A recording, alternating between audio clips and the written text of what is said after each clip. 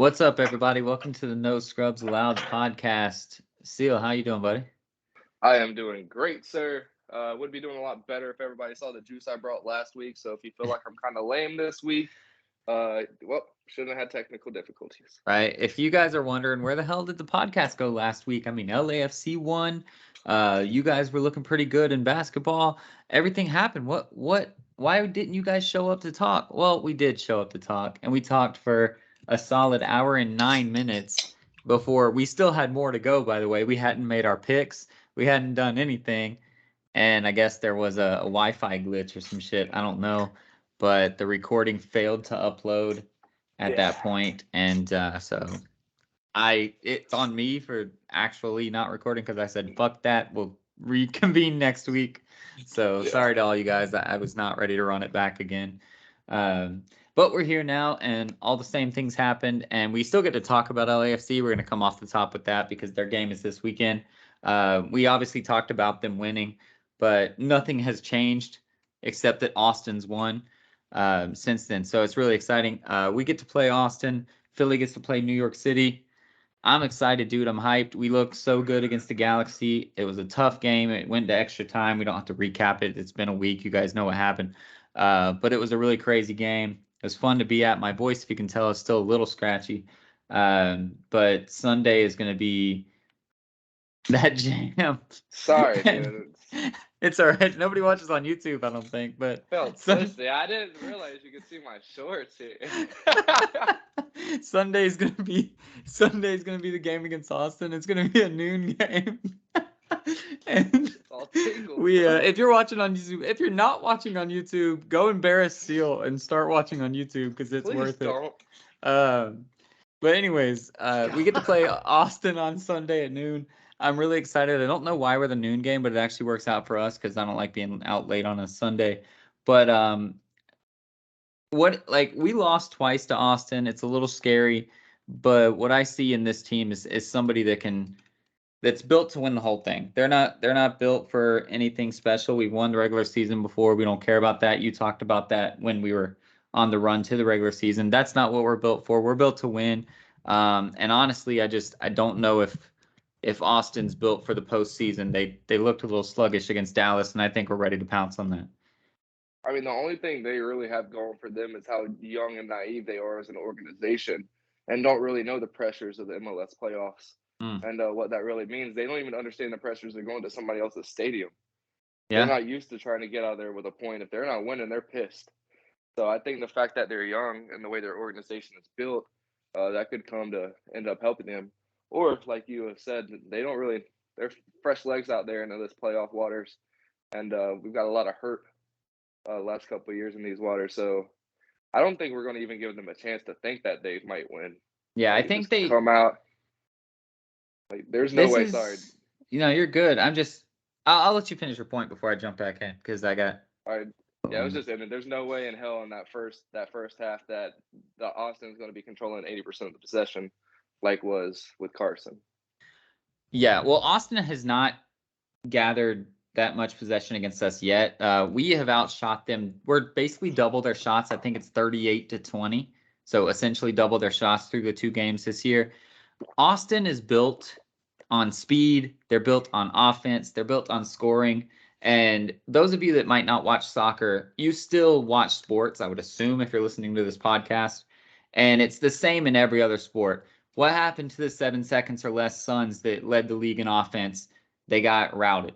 What happened to the 2016 Golden State Warriors, who led the league in offense and was like the best team in the world on offense? They got blocked at the basket by LeBron James.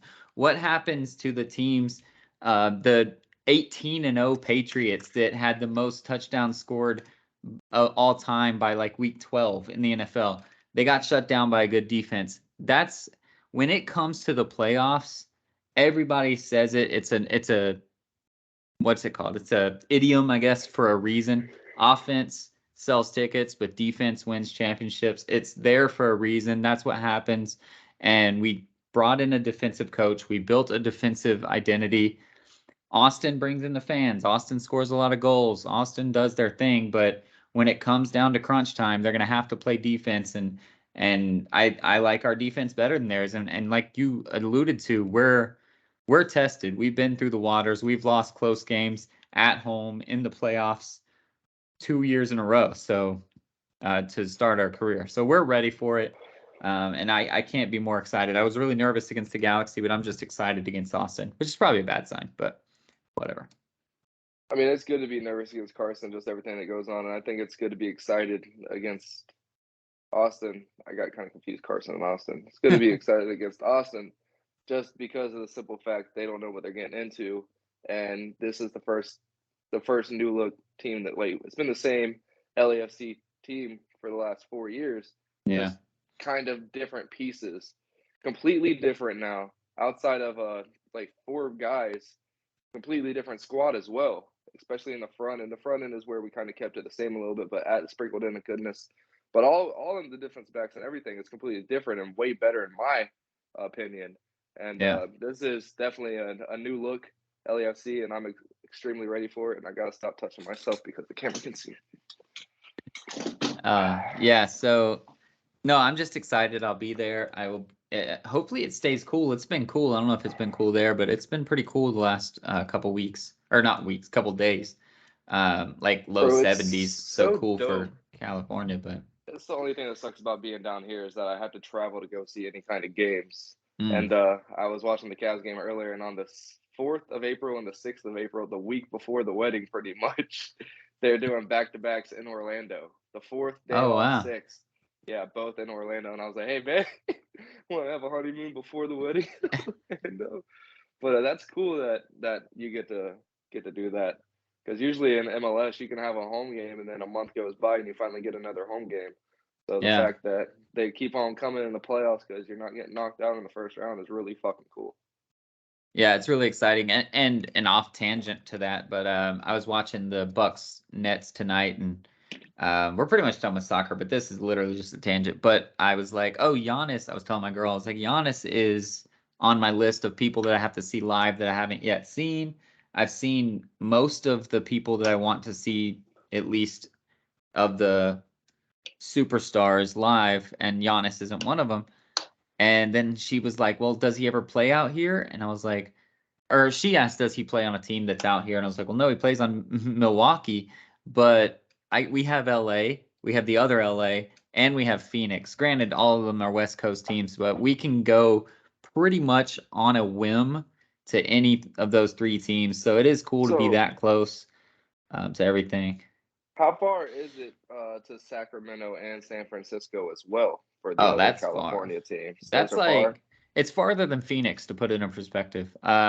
See, that state is so fucking long. Like, I always think about Florida being long, and there's literally an extra 150, 200 miles attached to California.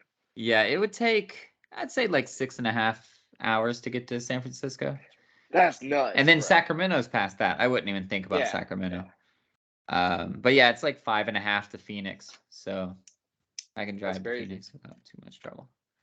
Yeah, it's cool. I like it because I can drive to Phoenix without having to. It's a long ass drive, but if you fly, you don't have the car. So like, it's better to be able to drive. But I told her, I was like, yeah, we can go to any of those 3 teams. Obviously, I'd choose Phoenix, but it's a lot closer to the 2 LA teams. So we'll see what happens. But I got to see Giannis. He's on my list. But anyways, yeah, so soccer's exciting. The other matchup, Philly and New York City, that will be exciting also. That's the night game. ESPN wanted it. ESPN got it, but that's fine with me. I don't have to be watching super late. But I hope we win. I hope we make it to the finals, and it's really exciting. So how much does Philly win by?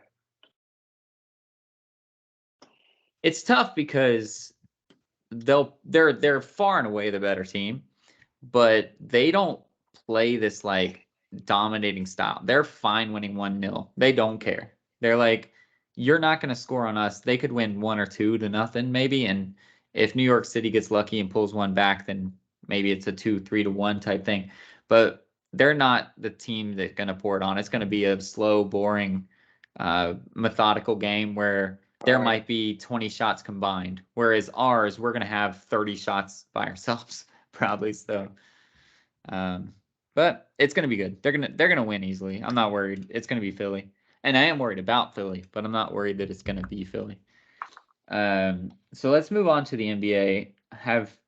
It's hard to know what we've talked about because we completely talked about everything last week. Um, but our two teams are both looking really, really good. You guys, we'll start with you. You guys had Darius Garland go down, and luckily, it's nothing structural. It's his eye, but he's going to be able to make it back. But you said before the pod, before we hit record, that happens last year, and you're done. You're shot in the foot. You lose for however many games it is until he Oh comes yeah. back. This year, that's not the case. So it's got to be really exciting. Oh, for sure. Like last year, if that would have happened in game one, there's no way, even by the time, if he only misses 6, 7 games, there's just no way we're able to coop back from that, those games lost against the easy teams that we are playing right now. But yeah, it's awesome. And then the fact that everybody they have, like last year, we had some great role players, but it's not like everybody was balled in. Like this team knows what we can do this year. Like Brooke Lopez is playing like a fucking madman in the minutes that he's getting, and you've always seen him be that hype guy, always that cheerleader, but he never gets in the game until late at the end. That might have something to say to our bench not being that deep, but when he's in there, he looks like he's in Sanford with his brother just destroying people. Did you see him Like hit that underhanded backwards shot? It falling, wasn't this yeah, game. It was falling last down game. bullshit, yeah, Yeah, against the Wizards, that yeah. was cool. Like the dude's literally doing everything he can for this team, and that's awesome to see. That's not usually his role. He just does everything he can to get the players hyped up. Like when Right. he's on the court, he's just kind of there. Nah, he's like all these guys are balled in.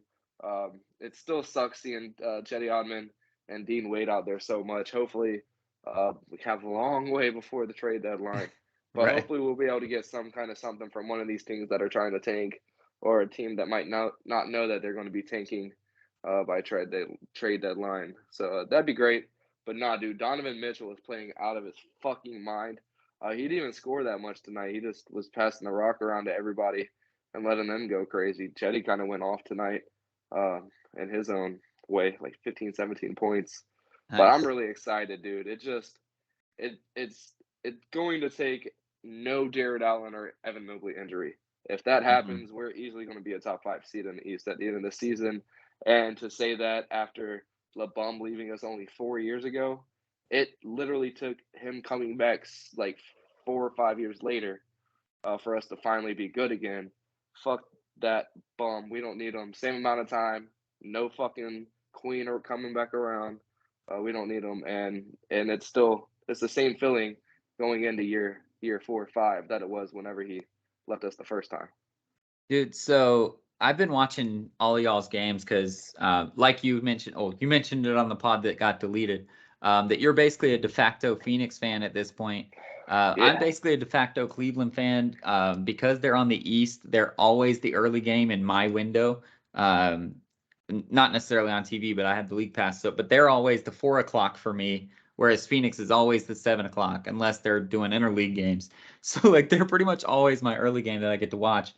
And I made an all-star bracket or an all-star team before the league. I just wanted to check out my predictive Schwami type stuff. And Donovan Mitchell was the only one I put on the team from the Cavs. And you were saying like I'm wrong because Garland's going to be on there. But watching you guys, and obviously Garland's hurt right now, but watching you guys, I feel shitty as fuck that I left Jared Allen off this thing. He bro. is a monster. He is Yeah, unbelievable. The way he controls the game. Like when you look at his stats are actually usually pretty good. They're near the top, but when you watch the game minute in and minute out, he is untouchable. You can't drive on him. You can't do anything yeah, defensively. He's changing everything. And the stats that don't show up in the stat book, he's there. So I don't know. I mean, he won't make a starter spot because that's a popularity contest. But if he plays this way the whole way, he's a reserve, no doubt, absolutely. which is Yeah, exciting. there's no way there's not at least two Cavs, right? One of the back course, one of the front course going to go, whether it's Jared Allen, Evan Mobley, Darius Garland, or Spida Mitchell, or even two of the pair, one Right. of the other. But yeah, dude, the way Jared Allen's came out, he's cooking the same way he was left off last year. The dude's hungry. He's excited. Like you said, the plays that don't show up on a stat sheet, if they gave away, like in 2K, they don't. And they might do it in 2K this year. I don't have the badge yet, but the what's it called? Um, when they shoot and you're close to them and you make them miss. Intimidator? Yeah, the Intimidator. Yeah. If he got a half a point in fantasy every time that he jumped and made somebody miss, he would probably have 20 extra fantasy points a game because it happens Yeah. like every possession. Somebody comes down to the paint, they have to fix their shot, mix it up, go somewhere else in their bag because there's nothing they're able to do to get up over this guy. He's a monster. I really hope they're able to bring back the ninja headband just for him. He looks so cool with that thing in his furrow. I And hate that headband. he was the first one with it, last one with it, and then they started fining him for wearing it. So stupid. But yeah, like I said, I'm really excited for the Cavs. I'm really excited for you guys and my basketball league. This one of the 15 fucking Brandon Cologne, posted of I almost posted it last night, and but he was like, "This is gonna be me all next year," and it's Clay holding up the Florida book. Oh, nice. And I commented, I was like, bro, I almost posted this last night, letting y'all know I got book fillings all next season, bro. And he's like, you got to earn those stripes. I was like, I don't need no stripes, bro. I don't give a fuck how many stripes you got. I'm hungry. I'm coming for it, bro. Book style. Like, I'm Yeah. excited. This is going to be a great basketball season for both of us. Yeah, that game was nuts because yeah, I didn't get to watch. You were watching. I had a game which we'll talk about later, but they got real chippy. I watched all the highlights, but Clay got to talk his shit, talk his mess. I'm annoyed that he got taken out. I get it. He was being whatever, but I like teams at full strength. I don't give a shit about shit talking. But then Booker went out and he dropped 35 on him. He was in his bag all day long, able to. The thing that I'll never understand, and it's probably because they have a 30-inch vert and I have like a 12-inch vert, but the way they can just rise up over the defender, they don't care that they're there and Yeah. just shoot it. I try that shit and it gets fucked all day long. But I try it too, and my arm doesn't go. Like, it's weird. Like, I have no strength whenever I jump, which makes you, what you would think if you jump into the shot, that well, would help. because you're doing a whatever it is, a two motion shot where you're jumping and then just shooting with your arm. Yeah. Which we can't do because we're too weak. That's what they do No. too. Like that's what Durant does all the time. He rises up over them, and then right when he gets to his peak, he just 100% arms.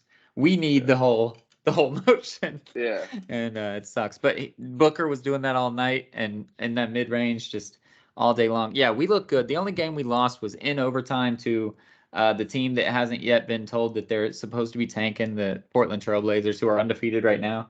I think Them they're and playing the the Spurs. Heat, They but don't know. I don't think anybody told them what time it was. It's crazy. yeah, I think they're just like, oh, it's an 82 game season. We'll blow it eventually. But the Magic are like, hold our beer, we got this. Oh We're yeah, gonna for go 0 sure. 82, But baby. real quick, the thing they didn't show, what started the whole thing with Book and Clay, is Book went up for a three, and Clay swiped the ball. Mm. And you know Clay. Clay talks, and that's the thing that pisses me off about Clay and why I don't like the dude. I used to love Clay until I think it was ring 2 or ring 3. But I think it was ring 3 because they didn't win after Toronto, and he was talking mad shit in Toronto with his old crippled ass not even playing. But just the amount of shit that he talks, only when he's doing good, only when his team is doing good. Like Book's putting up, I think at that point in time he had 20. He went off. I think he went off for another 15 in the third plus after all that shit happened. Yeah. But yeah, swipe the ball clean, going up for a three, swipe the ball, went out of bounds, clean play, just rolled off talking shit behind his shoulder. Like, Clay, you're not that guy anymore, bro. Just shut up. And it went on for about 5-6 possessions of just talking, which I was fine with. The rest were fine with. But in the timeout, when he just wouldn't stop and he was like shrugging off his teammates, that's when the rest were like, yo, chill. And he said one more thing, and they're like, yo, you're fucking gone. Steph's reaction too, like, hey, it was awesome. But yeah, I like that they let it go on because usually, but like before the bubble and even during the bubble, if they started talking, they got separated, Yeah. double technical fouls, gone. Nope. They let it go until the timeout came, and Clay wouldn't let it go, and they're just talking. They double teed them both up, go your separate ways, and Clay wouldn't stop. They weren't going to, if you want to keep talking while gameplay is going on, we're not going to stop you guys. But when y'all start doing that whole KD, Russell Westbrook, get to the foreheads, stupid stuff, even then, they don't start double teching you. They just separate you. It's once they think that you're not under control and nobody's gonna be able to stop you if anything starts, a la fucking holy shit, Nikola Vucevic Yo, and Jovic. Caleb, yeah, Jovis and Caleb Williams. Yeah, that was nuts, bro. Holy hell, Caleb Martin. like shit like that. Yeah, I can understand, but I like that these guys are able to jaw, able to talk. Yeah. And like you said, like you don't like that my league does that. I love that the NBA is able to finally do that nowadays. They went from being able to beat each other's ass to not even being able to cry to each other. Well, there's a balance, man. There's a balance that like I don't mind talking. I don't mind like I do like the more encouraging shit talk. Not encouraging, but like if I make it, I'm like, that's all day, you better step up on me. Things like that, like good things. I Yeah. don't speak negative things on people, But but like so you're the type of when they miss, you're like, I need that all day, bro. Give me that shot yeah. again. Yeah, like but it's more like I see. motivating, Yeah. but it's still Yeah. shit talk, but it's not negative. I try not to be negative. But like it was funny last week. So in my game last week, we got trashed by this really physical team. It was really annoying. We'll talk about it in the end. But I got the ball and I've been off, and I dribbled around somebody, real nice dribble, and I heard from the sideline a guy go, "Oh, just let him go. He can't make it anyway."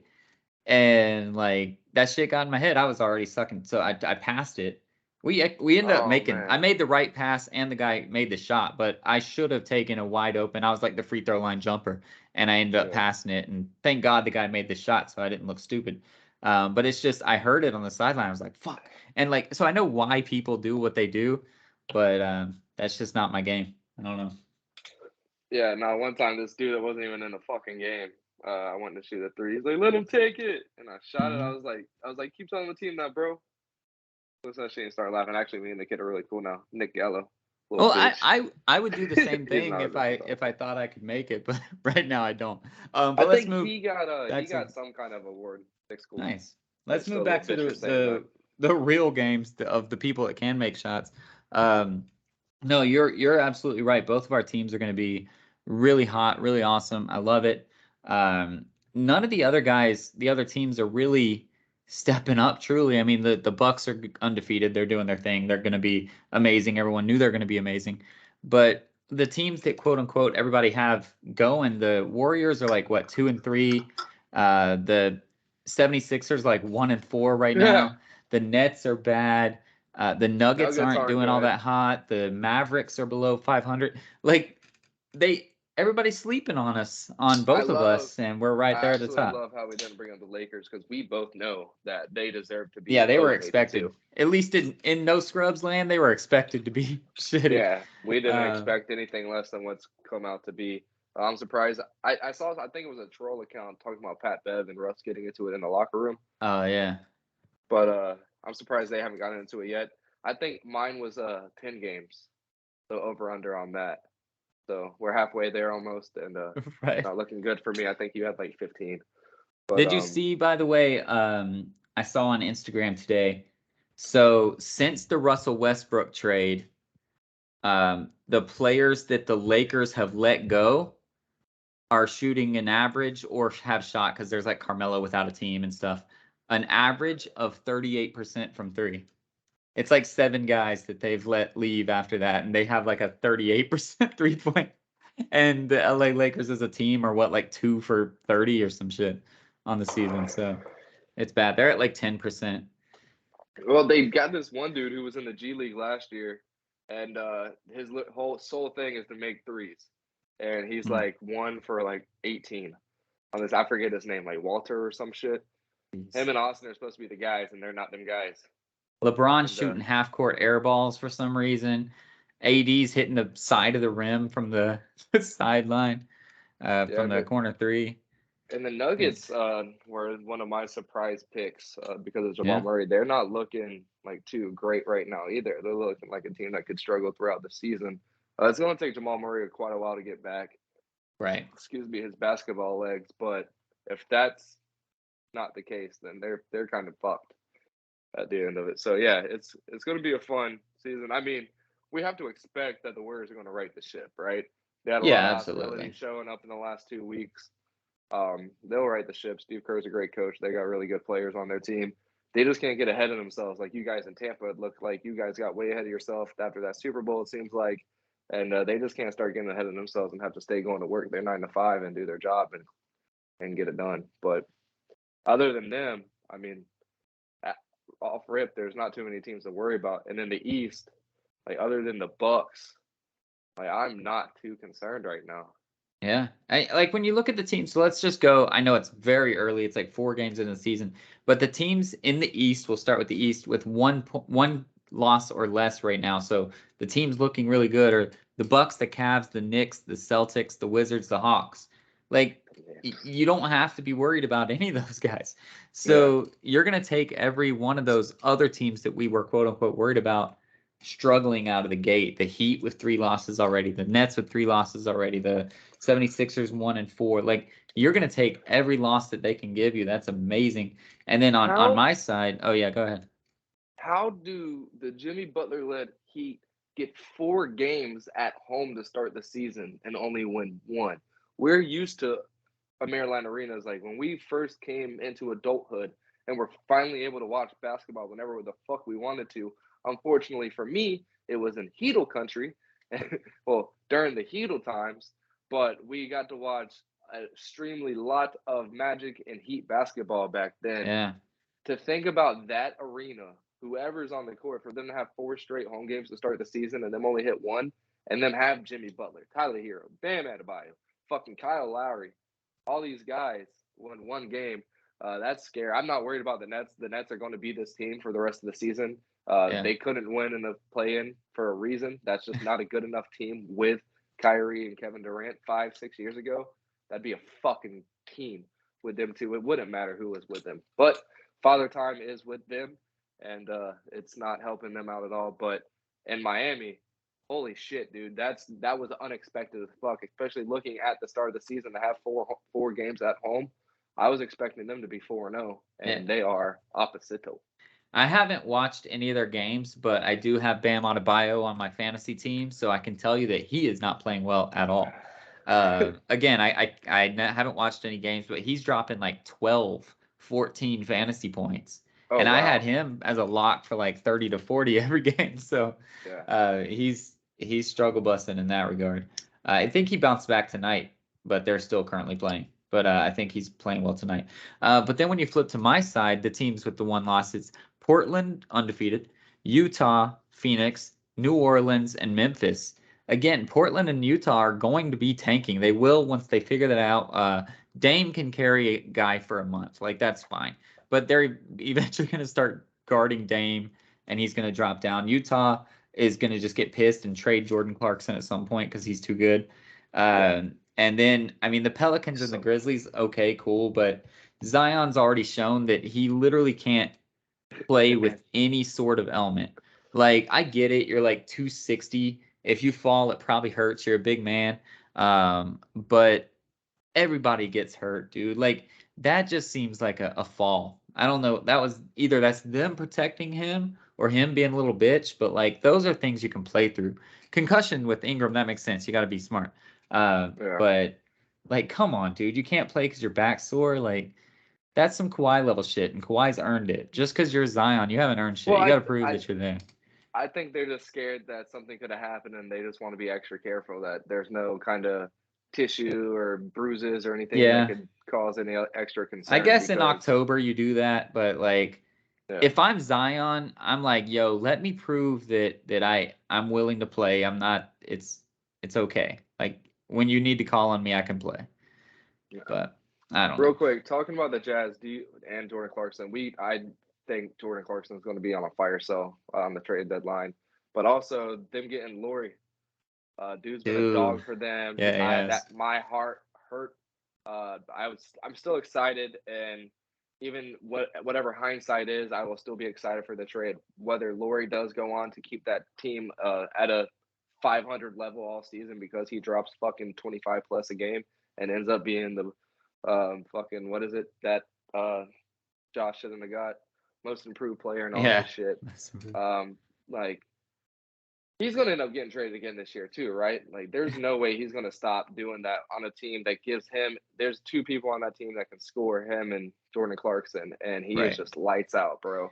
That's when you texted me the other day that I already knew. I was already pissed off.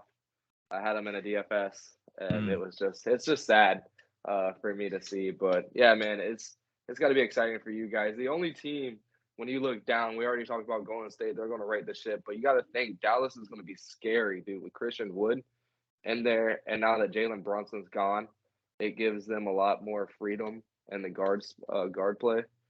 That's going to be a team that's scary. If it could take a year or two for them to figure it out. But if that team's able to figure out even enough to be able to do what they figured out to do in the playoffs last year and just let Luka cook and you guys go put up 50 and he'll do the rest. They've had runs even this year already in the first 4 games. The first half against us, domination. The first 3 quarters against the Pelicans that they just played, domination.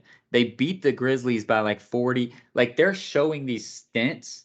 And like you said, who knows how long it will take them. But when those stints turn into full games, it's going to be really difficult for sure. But luckily, I think what happened last year takes the Mavs off our radar for a little bit. Because as long as our big 4 with Paul, Booker, Bridges, and Ayton are on the floor against the Mavericks, I think they're going to be hungry and they're going to play hard. So I actually think that benefits us. What's up? Shout out to DeAndre Ayton, huh? I mean, it's early season so far, but hey, man, showing up to play. We both thought he was just going to be lackadaisical. Blah, blah. Dude is showing up. Like, he has showed up to play basketball. He is in it with this team. Like, well, then let's trade him to the Jazz for Lauri Markkanen, baby. I'll take him. I will. Oh, hell no. I would be so pissed. I don't know, man. I like him being on a dump ass team and him just being able to cook. I don't want to know what could have been, you know? Yeah. If there's any way we can get him back, that'd be awesome. Aiden's doing fine. You guys you guys know what's up with these weird ass trades. But yeah, Lowry's, just to go back to him real quick, he's averaging 21-9 right now. I don't think that the Jazz trade him. I think what they do, because they're gonna want him when they try to be good, they're just gonna start giving minutes to Kelly Olynyk. They're gonna say, oh, like, we're trying to set a culture or some bullshit that they'll spin, and Olynyk's going to start getting the start. He's going to be the guy getting the 35 minutes. Lowry will get 25 minutes, and it'll start to scale him down from there. But he's playing the most minutes. Him and Clarkson are the fourth quarter guys right now. 24 years old. I think he's still growing. Like, there was nobody more excited than me whenever we were able to get him last year. And that Pete, bro, could you imagine him out there? We still haven't seen Isaac Okoro. Like, could you imagine him out there instead of Cedi Osman or Dean Wade? Like, this team would be fucking insane right now. Yeah, it would be nuts. But you guys might, like you said, I think the Jazz will be on a fire sale. They do want Wembanyama, but the problem is if by the time they start losing, the Magic are already like 10 games behind them, it's going to be a problem. So, and the Thunder are right on track too. Yeah, dude, the Thunder lucked out with this Chet injury, bro. Like, if they can get Giddey, SGA, Chet, and Wembanyama together, give us 2-3 years and it's a wrap. And they know they have a tank sealer and fucking Lou Dort. Just throw him out there and tell him to shoot threes. Bro, he got me -1 points yesterday against your ass, dude. Oh my God, I still remember in the bubble when teams were just giving him days to shoot. It was hilarious. Trade him for Russell Westbrook. That'd be hilarious. But no, it's shaping up to be a really good season. It's really exciting. The only winless teams, by the way, are the Lakers, expected. The Magic, expected-ish, but Paolo has been playing well. We can talk about him in a second. And then the Kings, the Kings were everyone's surprise team to make the playoffs for whatever reason. They always are. But we're sitting here going, no, they're the Kings. We get it. We talked about it in our preview. They're still the Kings. They probably don't have what it takes. And I don't know if you stay up. Well, you do stay up late, but I don't know if you stay up late watching basketball because the Kings are always at the end. And then you get to the fourth quarter for the Kings. So it's like 2 a.m. your time. De'Aaron Fox is not clutch, bro. He can't get it done. I love the kid. I think he's really good. I think he's a good point guard. But he needs the ball out of his hand in the fourth quarter. You know who is good? Sabonis. You know who I took really high in the draft and passed up on Pascal Siakam for? Sabonis. And guess who's not being able to do shit in that team right now? Sabonis. So I do feel like once they realize Swiper, I don't know why I like Swiper so much, but I think it's the A at the end. But once they realize he's really not that guy that he could be a good off-ball 2 guard, you're gonna need somebody else to come in. Like he's Colin Sexton. He's Colin Sexton. I hate to say it, but he is. Poor guy. But maybe he needs to grow his hair back. Ooh, that might be it. That might be it. But yeah, that team's good. They're young, they're good, and they have a lot of IQ around them. They just really need to stick it out and get well coached. I don't know who the fuck their coach is. I don't know if they're good or not, but I have no that seems clue to be the issue. Once Swiper's not out there and not even running sets or anything, they'll be fine. I picked up, just to go with your Dort thing, I picked up Kevin Herter, and he went 1 for 11 from 3. Somehow he came away with 4 points at the end of the whole thing. But he went 1 for 11 for 3, and I was like, if he hit any of those, I would have won. Because, by the way, in fantasy basketball, I lost by 1 point with the 3rd highest score in the whole fucking league. So that's frustrating. But so now I'm playing Seal, and I'm trying to double his score. So I'm off to a good start. I hate fantasy basketball. I'm off to a good start to try to double his score. If you could do more than 7 acquisitions a week, you would do. If there was unlimited, you would probably have the most ever in fantasy history. That's what you have to do, bro. I wish there was a cap. There is. It's 7 a week. No, like a cap on the amount of players that you can play. Then I'd do that. That's just what you got to do. Why don't you do it, bro? It's free to everybody. Bro, I don't have time for that shit. You have half a second to hit players projected. Hit it. Yeah, I have. But real quick, shout out to you, but also couldn't come at a worse fucking time to do it. Last week, was it because I sent you that replay of me playing old 2K, and you're like, I can't have my man's living like this anymore? No. Oh no, I had it. I was gonna do it later, but I was like, fuck, I'm gonna be a 99, and he's gonna be rolling in at a 60. But yeah, after a really busy day on the Cavs' first day of basketball, Travis hit me up that morning and told me, he's like, yo, just let me know when you hop on the Xbox. I figured you were at home, wanted to play something. And so I just kept letting you know how my day was going. And finally, when I got on, I was like, what the fuck? You sent me 2K, early wedding gift. It was absolutely amazing. I'm literally already caught up to you pretty much. I have 2 NBA games. Then I'll be able to beat that park, and then I'll be able to do my last college story, and I'll have that done in maybe 18 hours after you, and you had the game a month before me. Maybe I played a little bit too much. Maybe I have had time to do basketball, but I have been grinding on that, and yeah. But yeah, tune in for our rec report next week when we finally get to the rec. I know, I'm a 79 now, dog. Nice. Yeah, I'm a 90. I think I just hit 90. So I wanted to go on, and because I bought the 35,000 VC, I wanted to see how much with the extra 65 that you got, I would be at right now, and it might be a fucking 88. Nice. Yeah, I just hit 90 last night. I didn't even, by the way, this is just literally bros talking now, so this is probably boring, but I didn't have to go find Ronnie the last time. As soon as I hit 90, it just gave me the rebirth badge. That shit was so glitched out. Because you know how I found him in the last location at 88? He gave me the quest again when I found him there.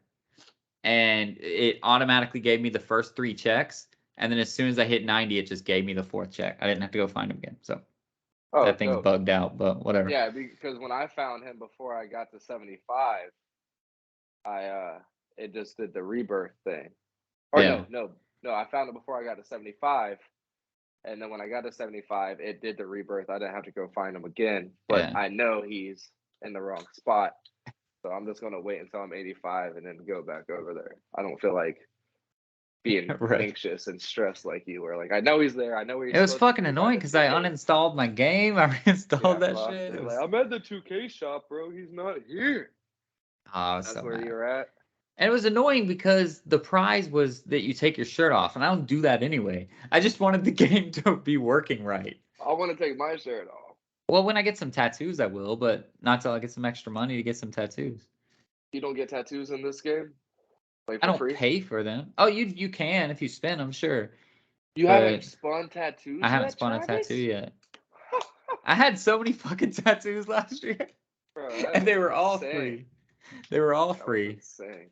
Dude, I tattoo my guy up, but I can't do it while I'm still building. As soon as I hit 95, then I'll start buying tattoos and all that shit. But Dude, that's when I'm saving up for a fucking golf cart for us to be able to.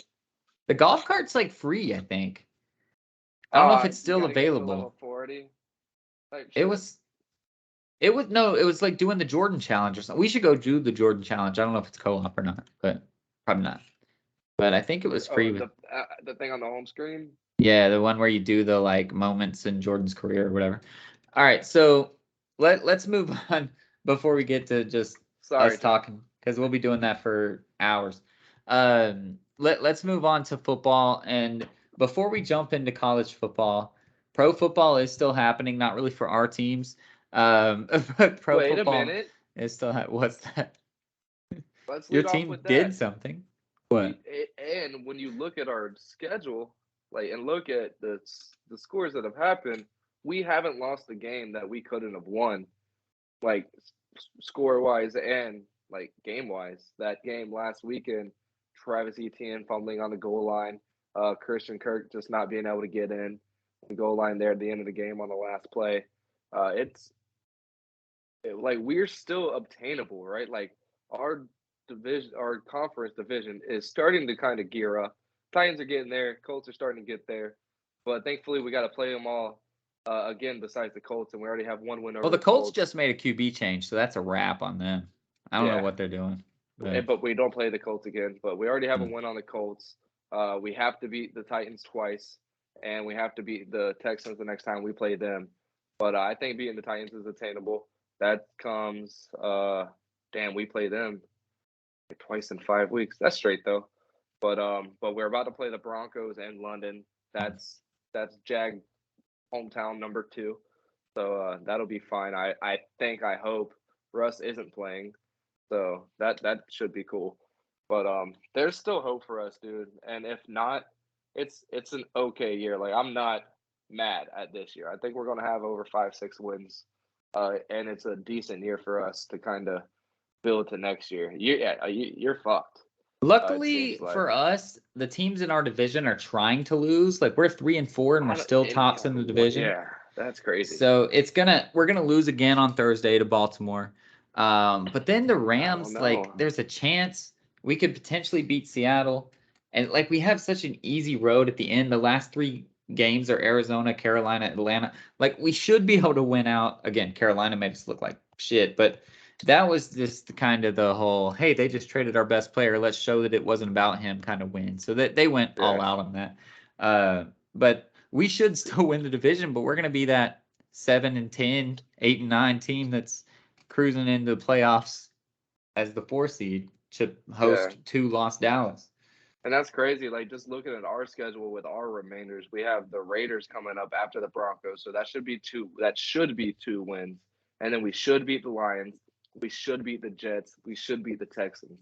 That gives us 7 wins, bro. So if we ended up with the same amount of wins as y'all, that would be absolutely insane.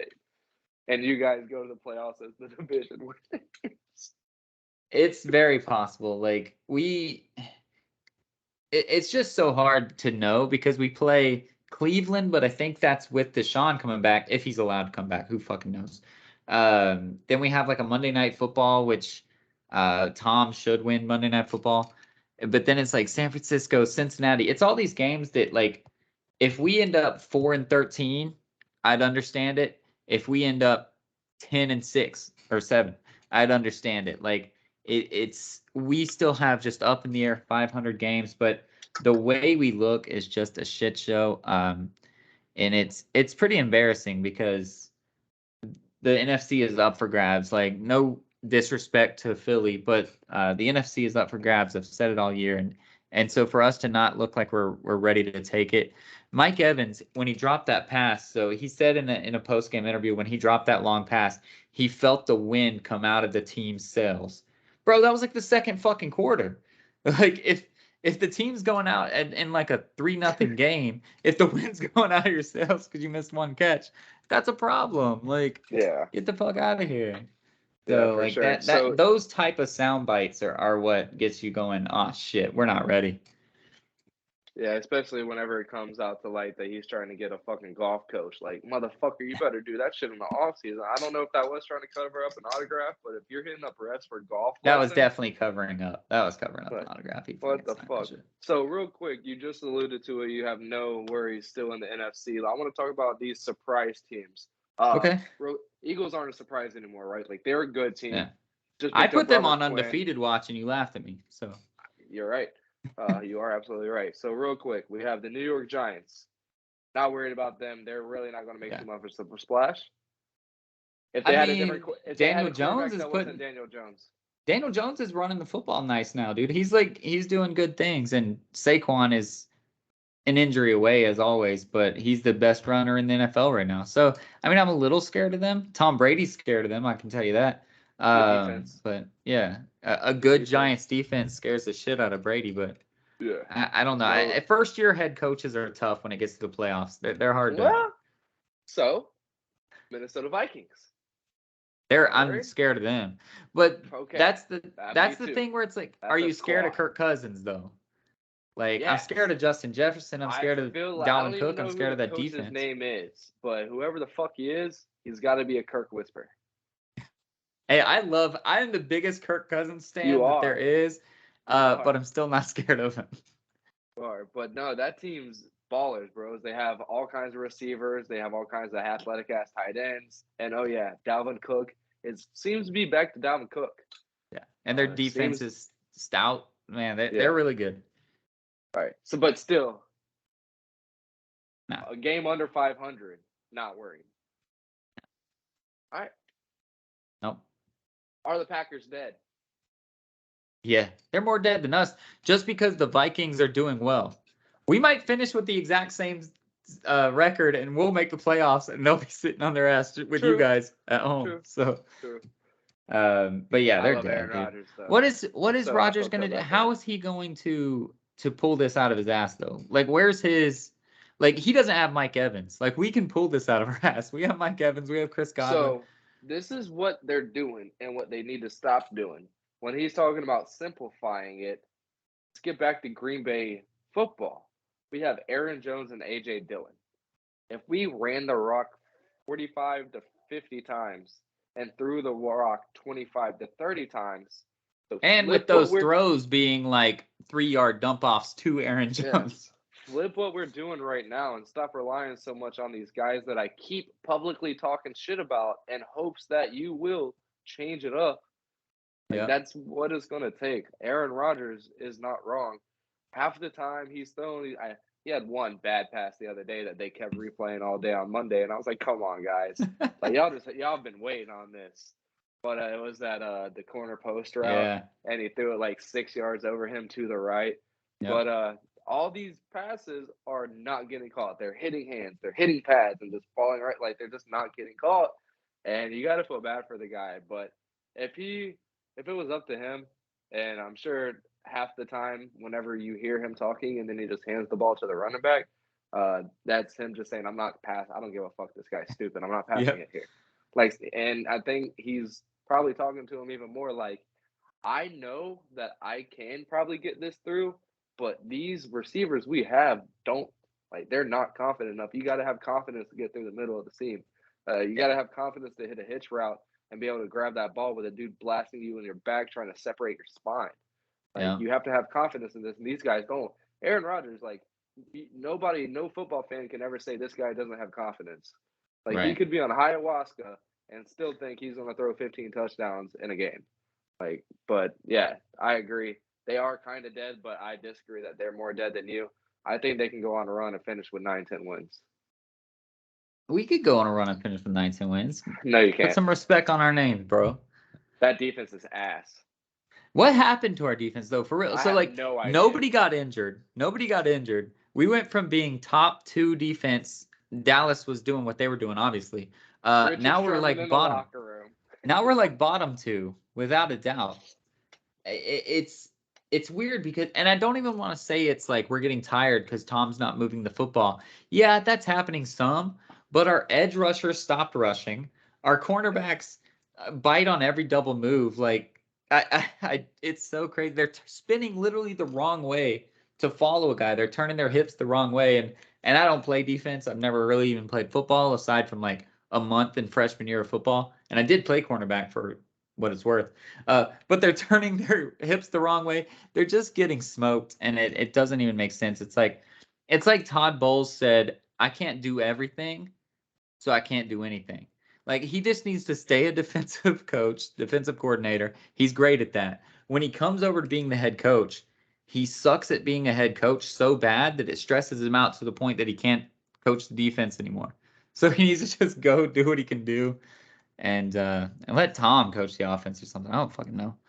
Well, do you think that he's too busy trying to worry about the day-to-day that he can't really sit there and focus on the defense too much? And I think maybe the he's fact struggling that for sure. he's trying so much, like maybe he just has too much input trying to make the defense his own throughout the week. And on Oh, for Sundays, when sure. the Yeah. defensive coordinator's calling the game, the half the players are confused because they were thinking this input was going to be in because this is what Todd's been talking about all week, and now this dude. So they're mentally not prepared to be hitting all these angles because thought they were going straight down, and they didn't have to worry about these chop blocks and cut back blocks. And Yeah. now I do because you want me to do this. And like, No, yeah. he definitely has his hands on the defense because he said he's going to give Byron Leftwich control. We've seen that the offense looks very similar to what Byron's already been doing, just worse. But so he's kind of hands off with the offense. So he's focusing on the defense, and I'm sure it's causing a few like hiccups. But he just either needs to take it, and for what it's worth, I love the man, but damn, why is the only person I can think of right now is Andy Reid? Who the fuck was Bruce Arians? Bruce Arians is probably trying to put his input in there too. He's not letting these guys just he's not taking the role in the front office and sitting back. I can guarantee I you disagree. he's on the phone. I You disagree. disagree? I think he is sitting there. They're asking his input, and he's saying, "Shouldn't have ran me away." I promise you, he is not doing shit. He is not saying shit when it comes to the play calling. He's not saying shit when it comes to the players on the field. He is doing what he can for the organization and his VP, whatever mentor or whatever he has to do. He's probably talking to the coaches, letting them know his input and stuff. But he's not dealing with the X's and O's, and he's smiling, grinning, seeing this because we both know he didn't want to leave and then come back for this season to be told to sit down. Yeah. Like they told him, "Oh, we thought you were leaving. We planned on doing this, man." Like, you thought I was leaving. You see this hat? It's here to stay. All right, well then go sit up in the booth, man. Like He's getting paid a shit ton to be up in the booth doing nothing and too. I think he's just chilling, watching the dumpster fire, and being like, "See, like maybe if Tom was to come back for another year, it would have to go back to where it was last year. Like Bruce has to be the head coach, Todd has to be the defensive coordinator, but." I mean, Todd Bowles just as bad, dude. We saw it in New York. He's not a good head coach. He's a great defensive coordinator. That happens sometimes, dude. We've seen it with Josh McDaniels. He's coaching somewhere else now, right? Yeah. Detroit or something, and they're sucking again. Are you serious? Las Vegas. Oh, and they're sucking again. So yeah, see, so like Josh McDaniels is a great offensive coordinator, not a great head coach. So it's those type of things, and Tampa's gonna see it, but we'll probably sneak into the playoffs and maybe make some surprises the same way that those 7-9 Seahawks did a few years back. But I'm not expecting a Super Bowl. I know we won't wait too long on NFL, but I do have to put some respect on theirs and his name, Geno Smith. I appreciate you for the trade. Seahawks, are they one of those surprise teams that you might be worried about? Kenneth Walker, dog, absolutely. But now DK Metcalf is hurt. He'll be back. Ooh, and real quick, let's talk about that. So I think there'll be a team that will be surprising. They might win a game in the playoffs, but I would not go put a nickel down that they're going to win the Super Bowl. That's a wasted nickel. Seattle? But where's their path, right? Everybody in the NFC has a path. You basically just have to win a road game in Philly and then a Super Bowl against a tough AFC team. The Bills or the Chiefs, probably. So if you can find a way to beat those two teams, and you literally named it with the people, Geno Smith doesn't turn the ball over. No. Kenneth Walker's a stud. Great. You're going to get 3 or 4 less possessions out of a game than you're expecting. That does not suit Philly well, so they can definitely get past Philly. And then you're throwing a quarter. Kicker is can hit from anywhere. Killing it. Yeah, he didn't do shit for the Jaguars. We released his ass, but Killing it. So you basically are throwing a quarter down for them to potentially win a stupid Super Bowl against the Bills or the Chiefs, where the Bills will have history against them. Half times are fucking 45 minutes long, and it throws everybody for a loop. You just want weirdness, dude. And you're throwing a quarter for weirdness? Hell yeah. I think they have the talent to do it and the style of play. They have Pete Carroll, who's been there before. They have a good defense. I think they could do it. Wow. I definitely wouldn't call them the favorite. I wouldn't put a ton of money down on it. But if you say, like, here, I'm giving you a free dollar to throw on whatever it can't be a favorite, I'd be like, Seattle's a squad. I'll do that shit. For sure. So to flip the question back on you, who's your non-favorite that you would do to win? If they said you can't put it on a top 2 seed in either conference, so you can't do like Philly, although Seattle probably is the number 2 seed anyway. You can't put it on the favorites to win. AFC and NFC? Yeah, so you can't put it on the Bills, Chiefs, Eagles, really just those 3. Who would you put your dollar on? Probably on the Chargers right now. Fuck that. They're not even going to make the playoffs, dude. What? They suck. Dude, they're starting to roll again. They still have... Justin's finally getting healthy. They have Khalil Mack. That defense is... Oh, wait. They just lost J.C. Jackson. J.C. Jackson, yeah. Yeah. Oh, never mind. Maybe the Giants. I don't know. But, damn, that sucks. Real quick, I did want to mention that, too. So, J.C. Jackson out for the year. DK Metcalf out 4 to 5 weeks, at least. Both got hurt on artificial turf. Mm-hmm. Seems like a lot of these injuries outside of FedEx Field are on artificial turf. 14 of the 30 NFL stadiums have artificial turf. Is it time that we go EPL? What is it? How do you say the English Premier League? English. I was going to say European. I knew that was wrong. The English Premier League, and go full 100% turf because we know that's the safest for the players. It's 5 years too late for that. It's literally just owners don't want to fucking spend money. Like, the NFL should say, listen, with this new TV deal that we're about to hit, that's going to be fucking huge. We're going to rip 20 off the top and re-grass everybody's fucking field. And no questions asked. Because if you leave it up to the owners, they're never going to replace it. It's cheaper. It's easier to maintain. It's whatever. So, yeah, I think it's time that they put it in the CBA and they say, yo, this is not cool. It's not. There are people that sit out games that are with turf just because they don't want to play. It's stupid. Yeah. It's too late for that. Yeah, absolutely. I wish they'd make the change tomorrow. Teams can get grass in there by Sunday. I agree. And we've seen it. They're like, oh, well, the way these new stadiums are being built, we saw it with Arizona Stadium. Like, if you want to have turf for, like, your soccer games that you have come in and your lacrosse games or whatever, the arena football. Yeah. And shit like that, like, that's cool. That's all fine. But for the NFL, the way the style of play, and that's just is not cool. And at the end of the day, these guys, like, we see it all the time. We don't see as much dynamicness in these games. We don't see as many cutbacks. We see a lot more of these dudes just running right into them and barreling down and getting the tackle. I hear all the time, like, well, they don't play like Fred Taylor and LaDainian Thomas anymore. They're not sitting there cutting and then just cutting into the hole. Like, yeah, because if you cut into a hole now, you're probably gonna rip your fucking knee. You just have to hit the hole hard and hope you get blocked. Yeah. You can't cut into a hole anymore because you're gonna cut your fucking kneecap out of your fucking socket. People are too powerful nowadays. They're too strong for their knees. Bro, did you see the video of Najee Harris standing next to Jalen Waddle? Yeah, dude, that was crazy. I did not know he was that much of a I didn't either. And fuck him for drafting him 8th overall when I probably could have got somebody else. That sucked. Him and James Conner back-to-back picks. Oof, that's tough. How do you do? Yeah, that's tough. But yeah, that's absolutely good. Good job bringing that up. They definitely should make that grass. All right, so let's move on to college football. The only reason our team didn't lose is because we had a bye week, so that was fun. But UCF got their asses kicked. They're terrible. We tried to hype up UCF, and the feed dropped. It's like the internet doesn't want us to talk good about UCF. I said, if you guys watched the 3-man pod with me, Seal, and Eddie, I said that ECU was the team that I was scared of. Eddie laughed at me. Eddie said there's no reason to be scared of ECU. They aren't that good. I said, bro, ECU is my team to be scared of. And not only But should we have been scared of them, they made us look like a high school team, bro.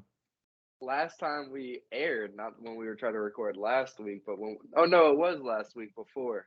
It was after the no, it was before Friday night. I think it didn't air. But we Yeah. both when we started talking about because we had started talking about college football, we both said, not worried about ECU. Let's look on to the next road. Like we could hit a college, like we could hit a New Year's Six bowl still, right? Yeah. Like who's worried about what's after ECU? Who are we really worried about? Cincinnati? Fuck ECU. Yeah. Ah, No, yeah. and yeah, they made us look like a high school squad. We didn't know. So the issue, and I hate to sound like a broken record. If you are a UCF fan, I promise you, you can see it here. I graduated from them. I love them. They are my team. But I have said it from day one. John Rice Plumlee is not that guy. Yes, dude. And listen, when you're up 70-7, he's that guy. I get it. He can do no wrong. But when you are down and you say, hey, it's 3rd and 14, we're down 14-3. I don't know what the actual scores was, but we're down 14-3. It's 3rd and 14. We have to get this first down. He's not even in my top 20 on QBs I'd want to make that throw. He can't do it. And you have to be able to do that to win in football. Yeah, for sure. Give me fucking the ambidextrous kid that's 14 years old going viral Oh on yeah. TikTok and shit right now. I'll take him left-handed. He's stronger right-handed, but give me him left-handed. He'll Yeah. make that throw. But even before the season, and when Eddie started hyping him up, like way before, whenever like we first figured out he was coming, When he he was transferred, saying, yeah. yeah, he's probably going to get the position. Like he's a guy that can run, but he can also make the throw. Like he came out of college as a quarterback because he came here wanting to be a quarterback again. He came here going from receiver to quarterback again. So Eddie reassuring us, thinking back, trying to reassure himself that it wasn't a dumb waste of a Right. transfer portal slot. But yeah, he'll make the throws. He'll be able to make the throws. Keen's just not able to get it done. Keen's just not going to be able to get it done.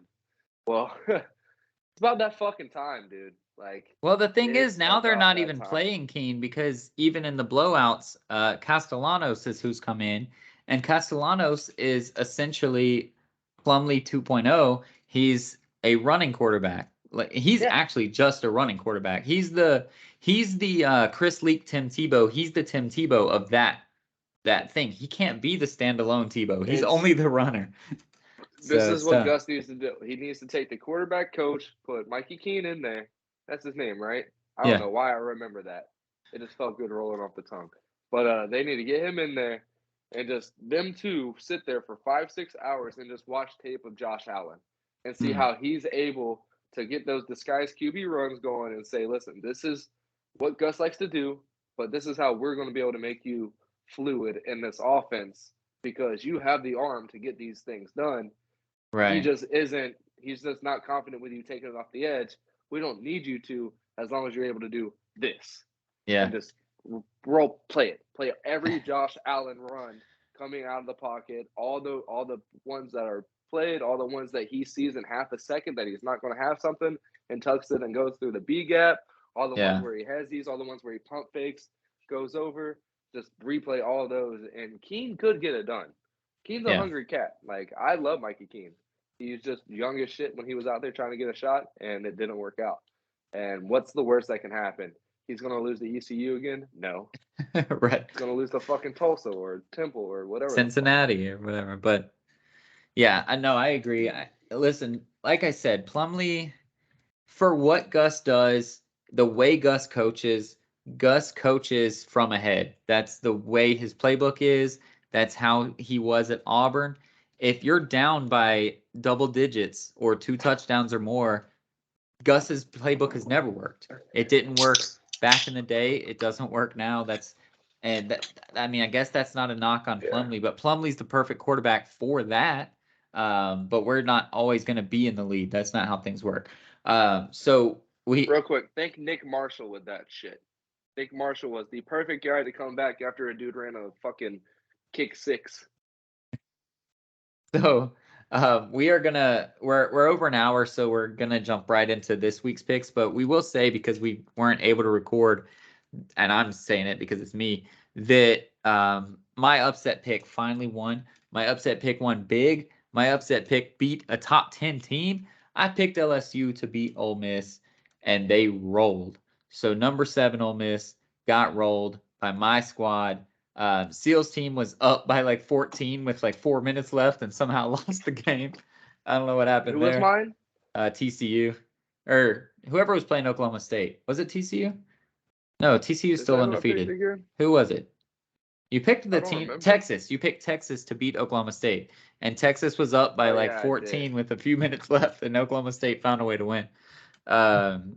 But yeah, so LSU finally kicked ass. So that's all we need to talk about from last week. Our upset picks. Mine was finally Tennessee good. last week? Tennessee won. We both called that. Like, not even kidding. I called should have that chose though. that as my upset. Didn't I call that on? Was that on the podcast that didn't record when I did the Tennessee's going to beat Alabama, then Georgia's going to beat Tennessee, and then Alabama's going to beat Georgia? Yeah, we were talking about that. Fuck. Yeah, I because said, yeah, damn it. We're not going to have proof that I called that when that happens. I should have Damn. said Tennessee. I wanted to do Tennessee, but I figured TCU would win. Man, we're not gonna have that fucking that soundbite whenever it all happens and there's that controversy in the college football playoff room. Well, I That mean, it's sucks. going to be harder now that UCLA lost. That was the Oh prime yeah, piece of the that's puzzle. true. There's no undefeated Pac-12 team, so that's an easy wrap now. But either way, so But that still, sucks. somebody's going to have to get, if there's still an Left undefeated out. in the other three, somebody's going to have to get left out. So Well, it we'll could say still, it but it's now. even harder now. I called for a triangle of Tennessee beating Alabama, Georgia beating Tennessee, and then Alabama beating Georgia in the SEC championship to where they all have one loss. So if that happens, we'll obviously revisit it again, and the committee will be busted. But we want everybody else to stay undefeated. UCLA fucked us last week for the Pac-12, but there are undefeated teams in every other conference, so we want that to happen. But congrats to Tennessee. Good job, Heupel. You did your thing. And it looked like he was going to be so crazy, bro. If that was a BCS, still the computers would be fucking smoking. They wouldn't know it. They just put Alabama Georgia as a rematch for the championship. And Tennessee's fucked, even though they beat the SEC championship. Somebody's going to have to be fucked in that situation. Tennessee can't get fucked. Can we agree on that?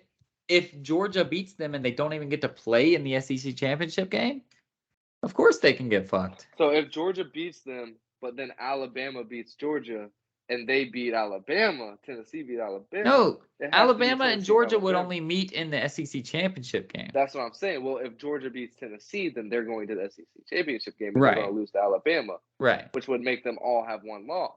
Right, but Tennessee would have one less game. So they'd have one less win, period. They would definitely be the team on the outside looking in. Them and Georgia would have the same record, though. No, Georgia would have one more win because that's what got them into they'd have the same amount of losses, but they'd have that one more win. Because they just play one more game. Georgia would have one more win. You play 12 games. So they would be 12-0, Tennessee would be 11-1. Then Georgia would lose and be 12-1, whereas Tennessee would be 11-1. I'm picking up what you're putting down. So Tennessee would be the team left out regardless, just for the sheer fact that that you'd have SEC champ Alabama and then the head-to-head where Georgia beat Tennessee, and it would be a wrap. But this game, I know we said we weren't going to talk about last week, but this game looked like it was going to be vintage Heupel. Heupel was going to blow it, and his boy would not allow that to happen. Who's their quarterback? Who's your mama? Hooker. Hayden Hooker, I think. Yeah. That dude's a dog, bro. He's really good at football. I was going to say no offense, but offense, I don't give a fuck. Dylan Gabriel was not that guy. He's not Hayden Hooker. Like, Heupel is very glad that he left to be able to have a quarterback like this, because if he had Gabriel again or Plumlee, he wouldn't be able to do these things. So I hate to say it, but it's a perfect marriage with him and Hooker. We knew that Heupel knew how to coach quarterbacks. He's done it many times in the past. So For him to have that has been good, and it's always Yeah. nice to see Alabama lose. So fuck it, I I don't think care. the reason a lot of people don't like Heupel and Orlando is his face. It's not It's very particularly punchable. It's a very punchable face. it's not particularly what he did there. He didn't really say anything wrong. He didn't leave when we didn't want him to. Maybe him coming in after Scott Frost just wasn't a good time for us to have any kind of Right. head coach. But he didn't really do too much wrong, It's the right? Ron Zook thing, bro. Yeah, you can't be the Yeah, guy that follows the bro. guy. Looking back, I can appreciate Ron Zook. I can't stand that one motherfucker we had after Will Muschamp, though. I forget big head McElwain? dude. McElwain? Yeah, couldn't stand that motherfucker. But yeah. Now, looking back, I like Ron Zook, but as a kid, I was like, who the fuck is this motherfucker? Right. Fuck this old zombie looking man. But yeah, it it's very punchable, like you said. But hey, shout out to him, man. It seems like a match made in heaven, and they just have some burners, bro. Like them boys get Yeah. some separation, and that defense comes to play. It looks like '90s Yeah. Tennessee football, and all the way down to the motherfucking goalpost getting taken down and out of the Getting carried stadium. to a bar. Did you see that? Yeah, we had it was so like they broke them off. Yep. You had the one small bar and then two long bars. They separated all three pieces. One piece went to the river, one piece went to the bar, and I think one piece wasn't seen again. Yeah. And It's then Tennessee insane, bro. started like a GoFundMe to try to get the goalpost back. Nah, Oh, not it's happening. Them hilarious. bitches are done. They're gonna have to do some welding jobs or replant another They're cemented gonna one. buy one from like Play It Again Sports or some bullshit. That's crazy. Did you see the picture of the thing still sitting there the next Yeah. day? Yeah. So, like, every time you see a video of them coming down, I don't realize that's just like the metal, like Yeah. the weld just uncoming. I figured it was just that whole piece kind of Right. I coming thought it was like down a either hinge way. or Yeah, something. nah, Yeah.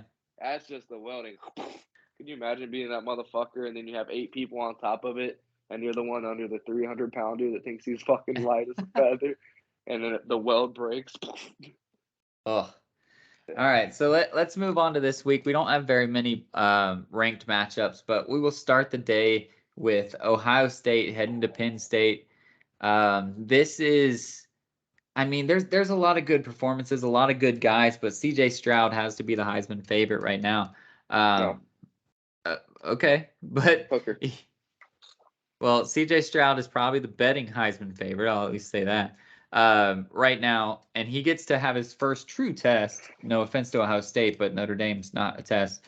His first true test at Penn State, but it's at Beaver Stadium. Your favorite head coach, I think, that's not a Gator. I don't know if Napier's your favorite coach or not, but your favorite non-fan head coach. Oh, absolutely, I love the What do Napier. you think is going to happen here with Ohio State and Penn State? I think the Doc's here to cook, bro. Fucking, I don't. The only thing that doesn't make me 100% sure that Dr. Franklin's gonna be able to pull this one out is the fact that it's a 12 o'clock game and not an 8 o'clock whiteout. All right. Like that's the only. If it was a whiteout, 8 o'clock at night, they get them boys jumping. I don't remember the song that they go to.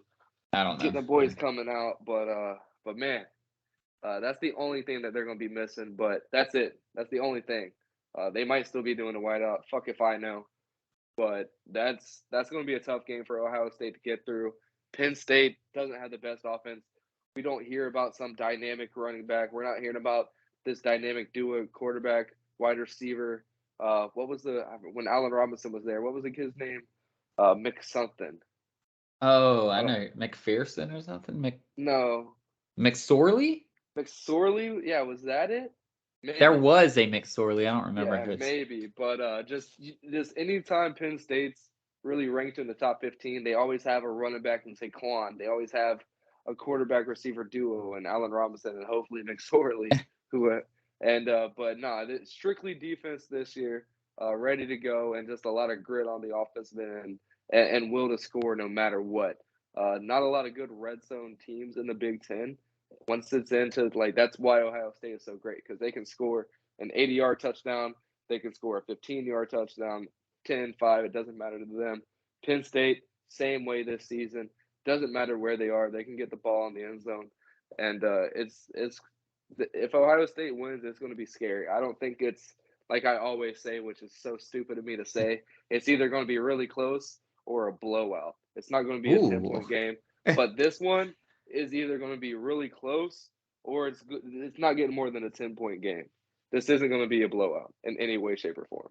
I agree with you in that sentiment, and I think the reason that I agree with you, I think Ohio State's going to win. I'll put that there, but that it's going to be a Same. close game. I think that Ohio State hasn't been tested yet. I literally just said it. And Penn State, they just faced Michigan, and you saw after they got their asses kicked by Michigan, they faced Minnesota, who's been my upset pick of the year every single year, and they routed them. It was like 45-17. They busted them up. It was domination. They got tested. They've played good teams. They're out here while Ohio State's rolling off 42-10 wins over Iowa and stuff. They still don't care. I think Penn State's going to jump out and maybe be up by like double digits at halftime, like a 10, 14-point lead at halftime. And then Ohio State's going to have to come out and start grinding. But I think that Ohio State's the better team. And I think once they do get woken up, if they get woken up, they're going to win. But it's just the game's going to look like, oh shit, Penn State's the better team. When will Ohio State wake up? And if they do it, they win. If they don't, Penn State wins. But I'm a believer that Ohio State will wake up. CJ Stroud will make his moment, and I think Ohio State's going to win it in a close one, like you said. Better than the 15-point favorites that they are, or whatever. Like, I don't think closer than Ohio that. State's seen a defense that's good all Yeah. around as No, Penn State not yet. is. And yeah, it's going to, like you said, it's going to take some time for CJ to get it together. And I just don't know if it's going to be far away enough for them that they're not going to get those breakaway touchdowns like they do every Right. fucking week, 2 or 3 fucking times. It seems like a game. It's just we haven't seen this team in the last couple of years be able to win a low scoring game. Like Yeah, we just it could haven't be seen like it. 14-3 at halftime. Penn State's up, rolling. Stroud hasn't gotten shit going yet, and that's when you're gonna see what kind of Buckeyes we have this year. If they are able to win this game, then they will be my favorites to end up probably winning it all, just because the mindset it's going to take for that team to be able to win this game. Nice. The Alabama defense. I don't know too much about Georgia because I will never watch a fucking Georgia game that's not playing Florida. I'll figure it out this weekend. Don't know much about their defense, but Penn State's defense. There's in a game that they played this season, and watching an Alabama game that they played this season, they're not better all around than Penn State. Penn State's just a great Oh fucking yeah. defense. They're not a bend or break. They're a good luck trying to get a fucking first down and see what fucking happens. And they're really just as good as Alabama is. And if Ohio State is able to get through this, there's no reason they can't get through a close game against Alabama this season. All right, nice. So the next game up is Oklahoma State, who's been my ride or die every week, and again, I have that loss with them. They're heading to Kansas State, who's coming off a tough loss to TCU, and I think what it's like back-to-back losses. They're struggling a bit. Yeah. But it's against good teams. They're playing really tough. But I have to stay with my boys, with my guys, with the Cowboys. They're here to stay. They're going to roll into Manhattan and take over. I think technically it's a betting upset. Kansas State, because they're at home, are favorites, but Oklahoma State got past your big test, got past Texas, and I think they're ready to roll now. They hiccuped against TCU, and now they're just hoping to see them again because the Big 12 championship is just the best teams. They don't fuck around with the divisions, I don't think. So they're just hoping to see them again, and I think they're hungry, and I think Oklahoma State's gonna roll. I think it's gonna be pretty easy. Kansas State won't be ranked next week.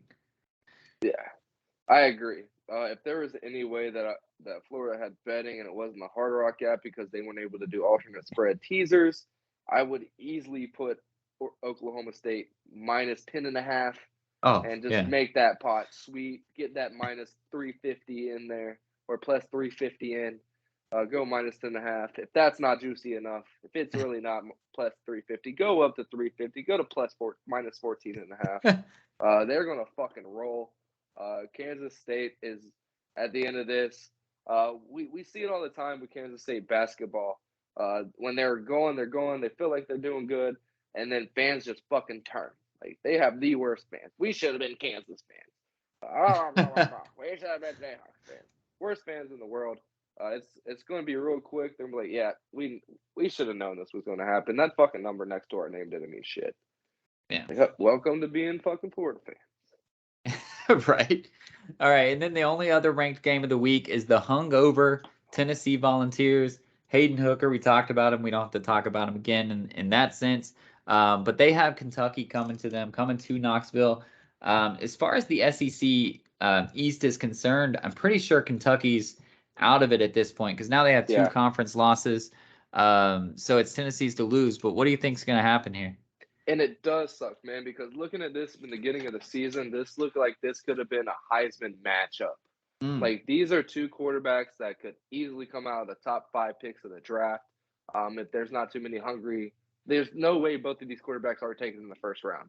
There's just no way in hell. Like, these two and Bryce Young are the best quarterbacks in the draft coming up. Let's go SEC. Fuck the other ones. We still love UCF, but yeah. You know, well, he's not getting taken in the first round. That's for damn sure. Blake was the shit. All right. Anyways, back to that game. But yeah, Tennessee's I feel like they're gonna rout, but it's gonna take a minute. This is gonna look like a kind of an Alabama type game when they're playing like kind of a weird team. Kentucky's a very weird team. It's gonna take a minute. They might even be down at the end of the first quarter, but it's just in that second half, Tennessee is just gonna start cooking. And they might not punt the ball after halftime, honestly. Once Hooker's able to figure out, he's going to get them corner routes going and figure out a way to get paid. Well, we are 3-3 together right now, so of course our upset picks will be different because they're forced. So damn good. They're forced to be different, our upset picks, but I pretty much that's why we alternate who goes first. Because I would have said the exact same thing. I think I called them the hangover Tennessee Volunteers. They're going to come out a little flat. Kentucky's a weird team. They have the first round. I was literally just going to mirror everything you said. And then once Tennessee clicks, once it starts rolling, they might not punt. They might win by 20 points and just run it away. So like we are dead on for our ranked matchups. Our upset picks, like I said, they have to be different. I do believe we haven't been keeping actual score because we suck at writing things down. But I think Seal's 1 ahead of me at this point because I think I have 2 wins and I think you have 3 wins on the upset picks. Now. I was 2-0, lost 1, won 1. It was 3-1, and I've lost 2 in a row. Well, I just got 1 back, so I am 2-4 or whatever it is. But because you're the lead, it doesn't matter that I just got 1 right. You still get to go first. So what's your upset pick? You're not going to take mine, so you can switch it up if you want to. No, the winner goes first. If I'm not taking yours, it won't matter anyway. Well, I guess I'll be doing this all season. Where did it go? I just had it. I wanted to pick UCF, honestly, because I felt like they could pull it out against Cincinnati. But dude, there are so many upsets on the schedule this week. I swear to you, if you just want to take the upsets and rank matches, you're going to come out with money. I promise you. I'll tell you that right now. Yeah. But I think Ole Miss just got smacked in the mouth. Ooh. They're going into Kyle Field, which we all know, if you're a fan of the show, is one of my top destinations to go see. Not at 12 o'clock. Fuck that. It's in Texas. Texas is hot at 12 o'clock. You know what I want? I want a night game at Kyle Field. I want the Sandman. Bow, bow, whatever the Sandman sounds like. That's what I want during the night game. When everybody's waving their white fucking towels and they got all their maroon, whatever that weird. Yeah, garnet, maroon, some shit. Weird. Yeah. Crimson and Garnet had a baby and made Texas A&M red. And dude, Ole Miss just came off. We all know how Lane Kiffin is. He's going to get full of his head. He's going to have these guys thinking they did everything wrong and not be able to get anything right this week again. And hey, let's go Aggies. Huh? Mike Evans? Yeah, let's go Aggies. All right, yeah, go Mike Evans. Maybe he'll channel his college way and win it. That's a good pick. That was one of my, not the one I was going to pick, but when I'm telling you, you can just bet underdogs, that was one of the ones I was thinking as one of them. The other one, which I was going to go with, was Eddie's team, Pittsburgh. They're going to upset North Carolina, but North Carolina is only ranked 21. Just like you saying you were going to go with UCF, but UCF's technically a favorite and on Vegas. I don't want to go against a 21 team. ranked 21st ranked team, right? We're both feeling ourselves. We're out here, and I for like some, it.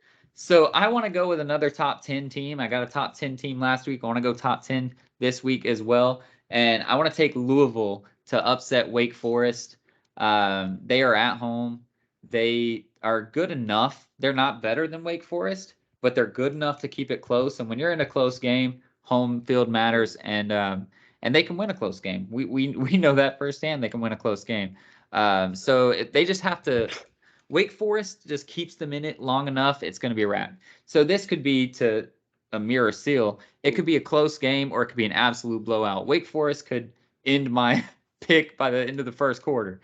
But if it's close, I have Louisville taking it away. So I'm going to go with that upset. That's crazy. I think that was going to be an absolute blowout. And I was actually It's possible. It really is. I was looking at highlights. It was on Facebook or YouTube. I'm not sure which one. It's probably YouTube because that's what I tend to watch before I go to sleep.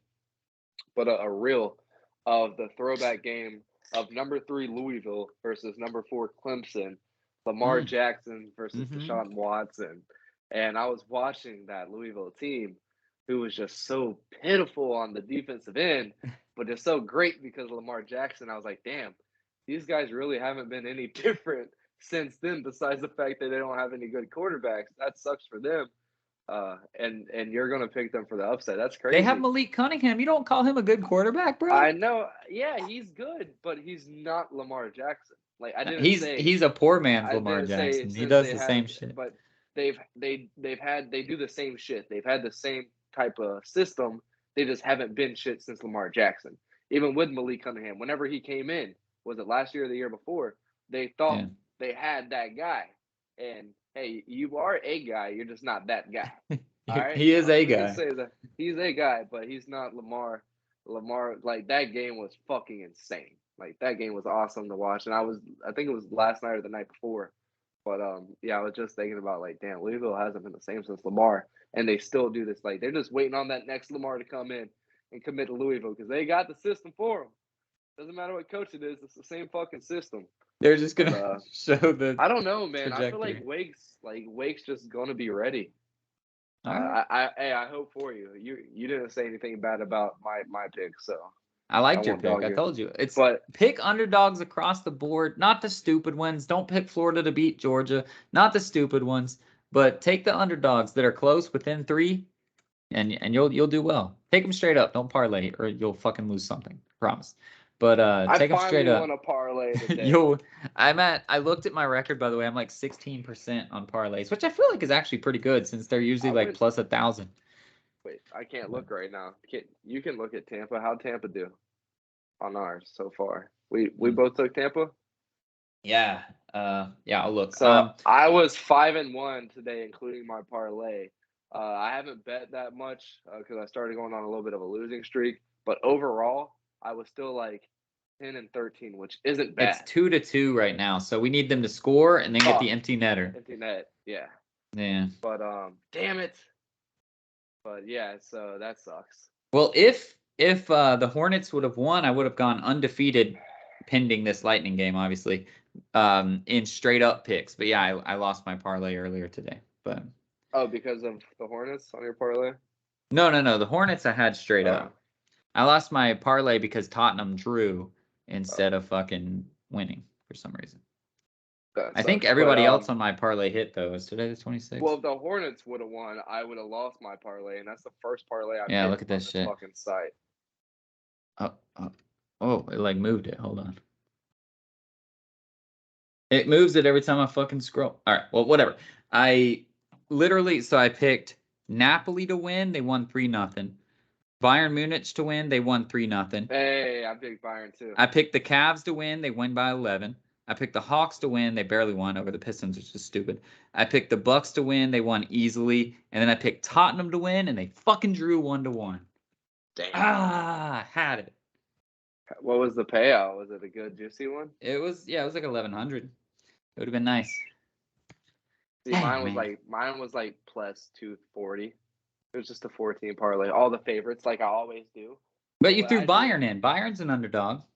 Or did you just pick them straight up? Yeah, I picked them straight up. I'm trying to do like 5 or 6 a day because I just wasn't keeping on it. But at the end of the night, when I'm going on and doing my YouTube, before I do my YouTube vids and play my stupid FanDuel, let's lose 60 cents because I'm not good at strategy at the end of the night after I've had fucking 6 beers. Right. Yeah. I do. Bro. So I always do the 3-timer. I always do 1 parlay. And then I usually do 2 or 3 bets. But sometimes I don't do the straight up bets if they suck. But I always do the 3-timer and I always do a parlay. Every day I do one. Oh, I always do those. Yeah, I always do the 3-timer.